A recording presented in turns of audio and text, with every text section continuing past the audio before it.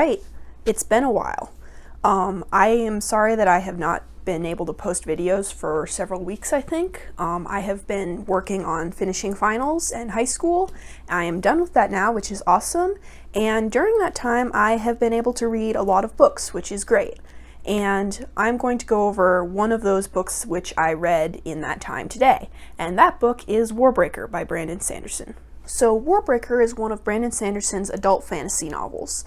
I've read a lot of Brandon Sanderson novels. This one is one of the best, although there are some pretty hefty content warnings that you should probably know about as you go in. So the most important thing to know when you go into this book is that there is no actual inappropriate scene. It can feel like it's getting close at points, but there's no actual scene where we see anything inappropriate. Now, it does get close. There's a lot of sexual tension in this book. There is some nudity. There is a lot of attempts to seduce someone with their body. Not too bad, but it's pretty flagrant. And there is mention of sex and stuff like that, and of rape, and there is mention of prostitution. Basically, it's an adult book. And while I didn't find it to be particularly scarring, except for there was one point where there is also mention of torture, and you see a scene where someone has been tortured. It was slightly disturbing.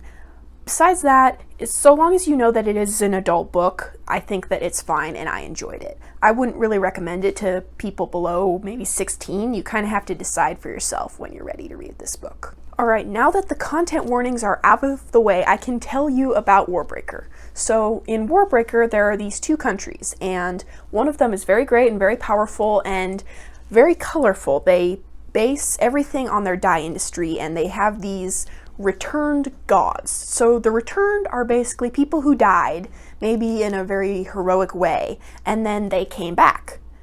It's a phenomenon that happens in the world. It has to do with the magic. And now they are considered in this country to be gods of sorts. And they are treated like gods and have lots of fun, I suppose, and they are all ruled by the God King. Now, there is this other country nearby, and they are very different from Helendrin, which is the first country. They don't like color, they're very unostentatious, and to make sure that they don't get crushed by this bigger country, they made a treaty where they have to send one of their daughters to go marry the God King. For political reasons, it would be a desirable marriage for Helendrin. Now, they were planning to send the oldest daughter, Vivenna, but at the last minute, their father, being completely not very nice, decides that he loves Vivenna too much and instead sends the youngest daughter, Ciri. So Ciri is very used to being unimportant. She doesn't pay attention to her lessons and such like, and so now she's being carted off to Helendrin to be the God King's wife, which would be a very scary experience, I'm sure, and it gets shown in detail. Now, things don't go entirely as she expects there. She discovers many things are not as she expected, and that's part of the fun of reading that book, is figuring out those things.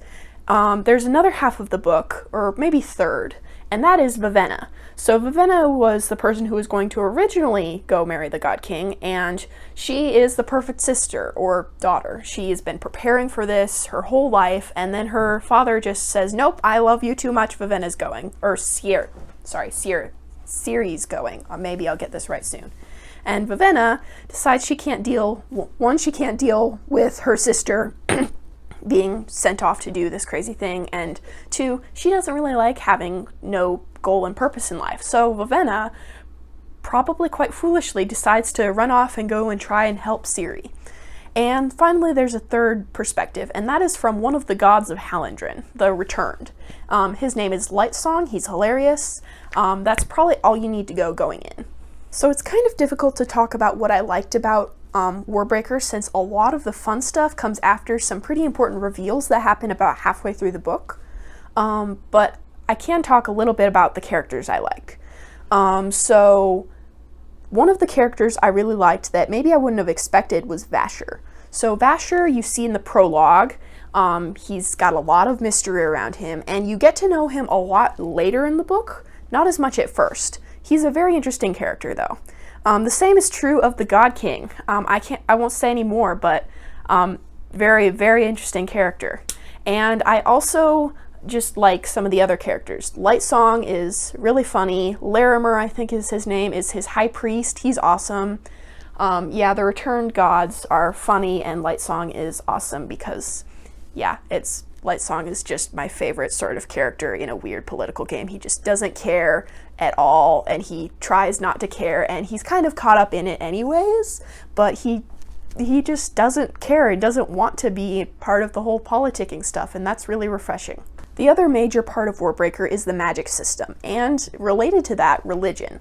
So since the story is basically about these two countries, Halindren and Idris, I think is the other one's name, they both have very different religions, and they have very different relations to the magic system. So in Warbreaker, everyone is born with a breath, and they can give this breath away. And so people can get many, many breaths, and they can use breaths to awaken. So awaken is basically taking like a piece of cloth or something and putting breath into it, and then it does things for you. There are other things that you can do with awakening, but it's got very specific rules, and you have to have breath to do it.